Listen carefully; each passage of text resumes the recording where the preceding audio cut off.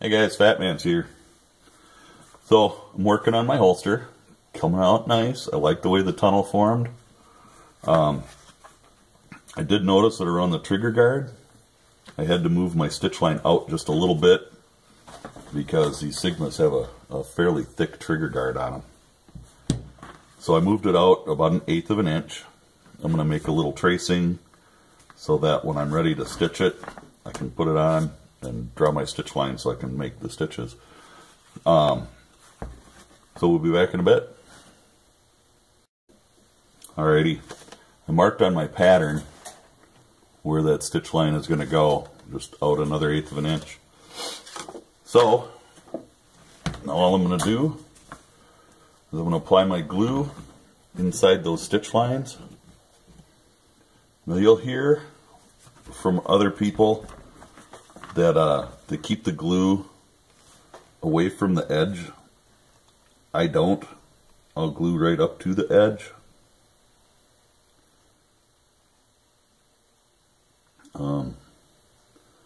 Mostly because it's going to get sanded anyway, and I don't think the glue is going to show. I mean, I've never had a problem with it before, so you never noticed it.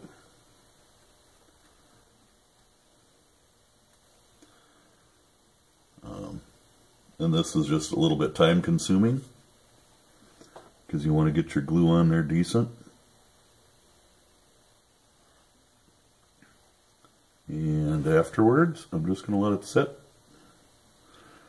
So I don't think there's any need to bore you with putting glue on. Excuse me.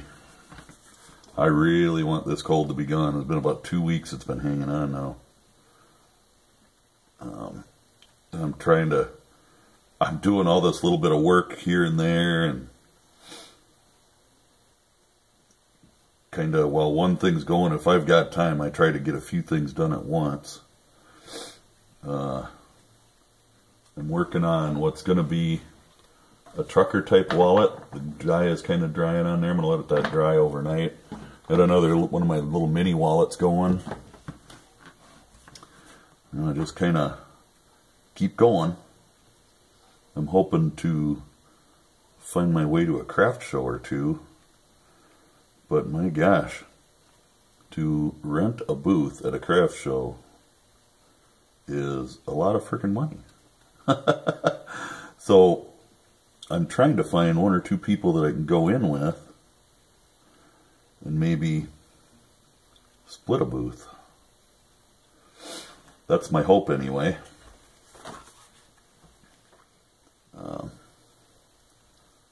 I've got a friend that breeds geckos, and she's thinking she might want to get in on that, which is something else. I've never known much about breeding anything except maybe dogs. And I don't know nothing about breeding geckos, but by golly, she's got some pretty cool looking geckos.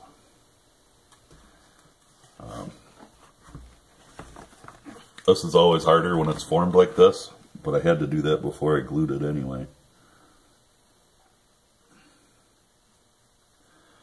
And to get this way, of course, I stuck the gun in there and kind of got an idea where it needed to be. And then once it's all glued up and stitched, at least along this line on the inside, I'll be able to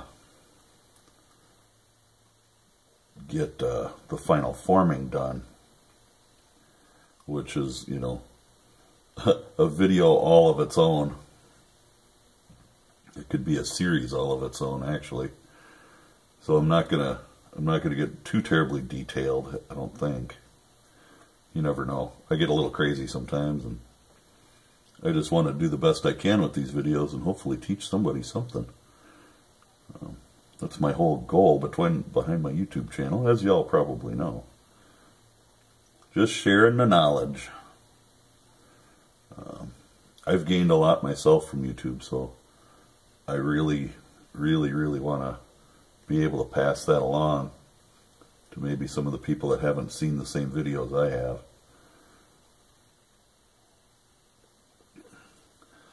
So our glue is on, and we're just going to let that dry a little bit. You always want to try to clean up the rim of your bottle so that you can get your brush back out again. So that's where that's going to sit for the time being until I glue it together. It's got to set a little bit.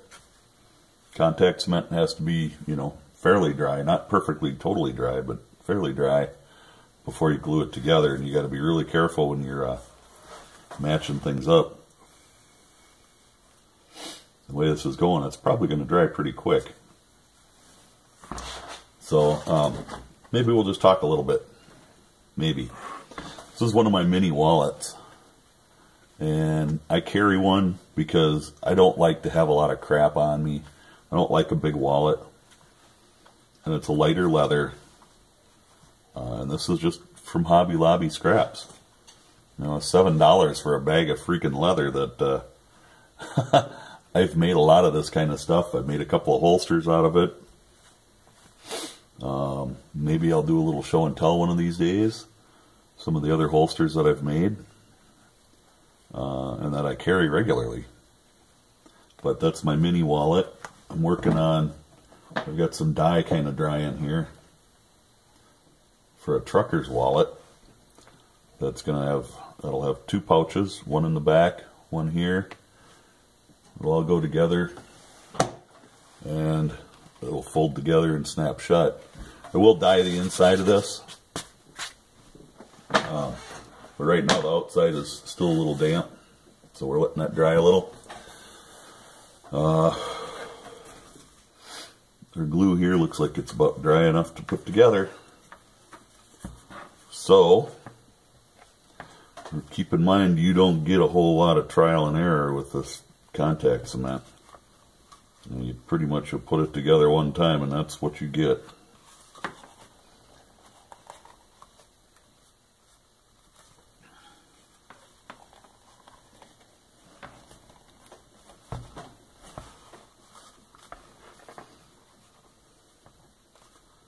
I can see I'm going to have a little issue down here, but just because it's a little off.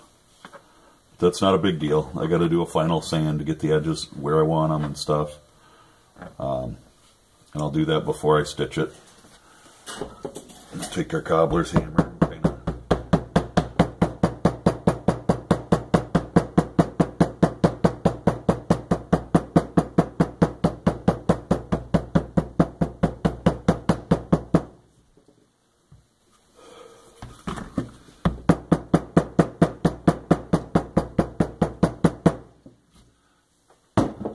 Go around like that. And it looks like this is what we're going to have. I want that glue to set up really well before I start dinging with it anymore. I've got a little sanding drum that I can put into my drill press, which is probably what I'm going to use to do the rest of this outside edge, just because there's so much of it, and then I'll touch it up with the Dremel. But there we go so far. It's starting to take some shape, starting to look a bit like a holster. And you know, like I said, I got to do these videos in little pieces. So there we go. That's going to be it for now. Probably, I don't know, might be a day or two. So you all stay safe, God bless, and have a good day. You guys, wound up with a little bit of time tonight. The glue's all set up on the holster. I'm going to go ahead, I got my little drum, it's a 1-inch drum sanding bit set up in my drill press. And I'm going to go around, sand these edges down.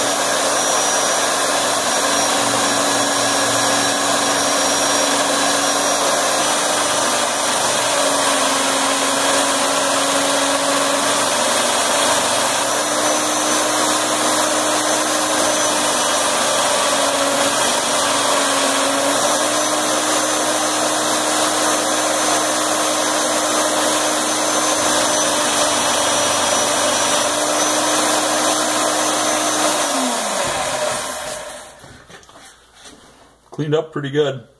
Sorry to make you sit through all that. I got a little more work to do. I'm probably going to do a lot of it with the Dremel.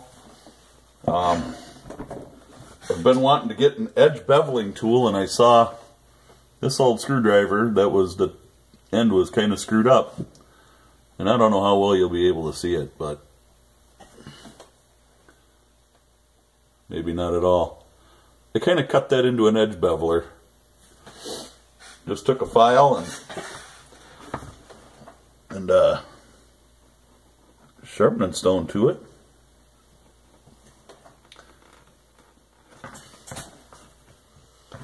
Here, let's tip this down a little. Maybe you can see that it works pretty good. I can come along and just roll off some of these little pieces here. It's kind of big, but this is kind of a big project, and most of what I do is bigger projects. So, but it came out pretty sharp, which is kind of the key to having an edge beveler, is it's got to be sharp. So I'm going to continue. I'm going to do a little bit more cleaning up with the Dremel, just because I'm pretty good with the Dremel, and it's hard to use this big of a sanding drum.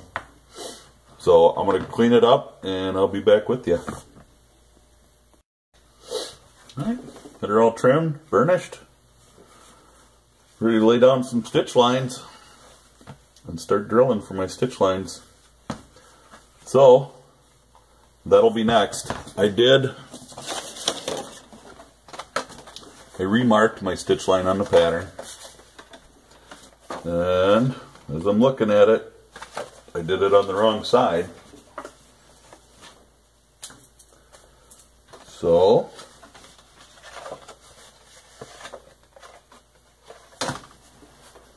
we're just gonna have to fake it till you make it.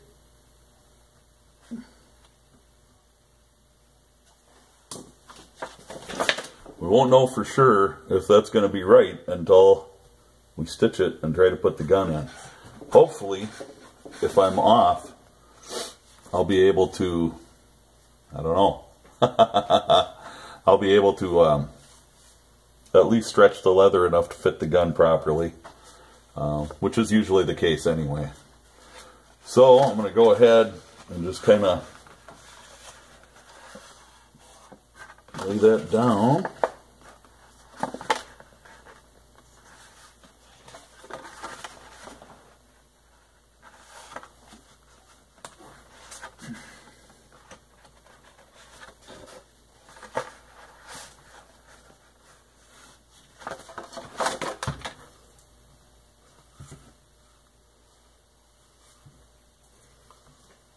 I'm going to use a pencil.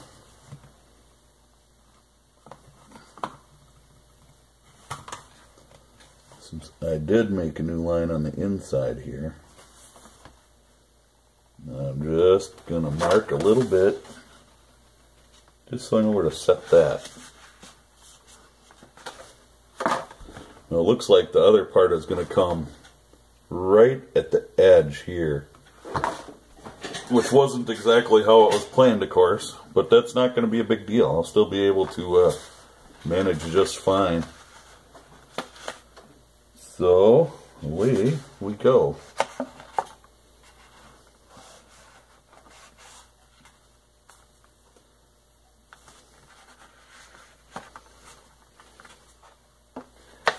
Actually, I think what I'm going to do, the beauty of using a template like this is that you can just cut it apart. And you can always use a little masking tape to put it back together.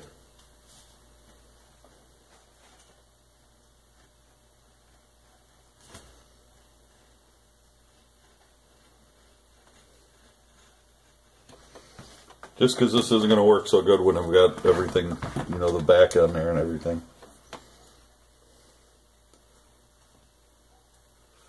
And you can see what I'm saying. It just comes right here to the edge. But that is going to be just fine.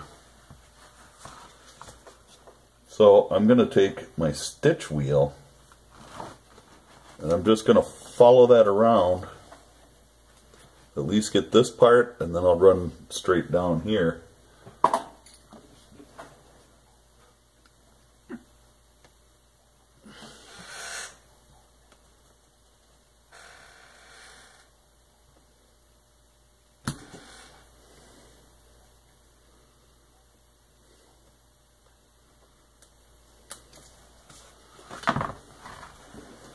Now I'm going to pick up here.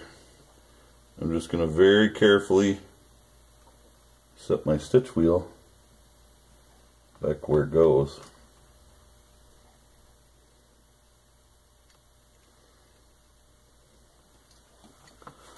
And there we go. You can't really see it, but the marks are there. Let's turn this light off. Maybe it'll make it a little better. You can kind of see it there. So I'm going to put my drill bit back in and start drilling. I've showed you that process too, so once I get it drilled, I'll come back. Hey guys, I got it stitched. Oh yeah, by the way, I shaved today. I got it stitched, and my dogs are going a little nuts because Blondie's walking by most likely. I go to slide the Sigma in there, and with the boxy shape of the gun here, it's just not going to go. Not a prayer. So I've got two possible solutions. Well, several actually. I can move my stitch line out a little farther, at least down on the bottom here. But that's kind of funny. I don't know who's trying to get a hold of me now.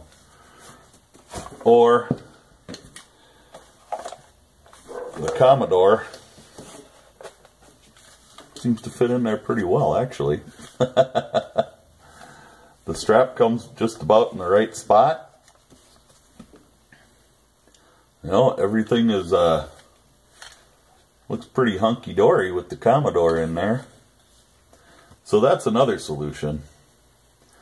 But I think what I want to do is I want to try to fit the Sigma in there yet. It should go. It's going to take a lot of forming on my part, and I'm probably going to wind up, you know, getting the fiber. I got to get the fibers of this really thick leather to break down a little bit, which is why you soak it really good. Fortunately, the Sigma's stainless steel, so I can get a rough form of it, stick the gun in it, stick it in a plastic baggie or something, and get kind of a halfway decent form on it. And the baggie also gives you just a little extra wiggle room in there when you're making it. So I'm going to try that. I'm not going to do that on camera because I'm going to have to fight with this thing like there's no tomorrow.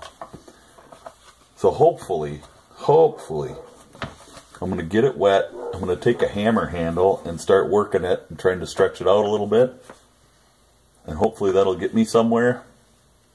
But we'll have to see. So if it doesn't work, I'll probably modify it a little bit, make it fit the Commodore, and we'll have another holster for have an Avenger for the Commodore. So I'm not sure when I'm going to be back, but we'll be back. Stay safe. God bless. The forming is going to be like any other holster or anything else. I'm going to have to probably do just a forming video at some point on how to form leather. May not be for this gun. I have another one coming that's going to be kind of neat. So I'm going to leave it at that for now. And like I said, stay safe, God bless, and we'll get back with you in the next video.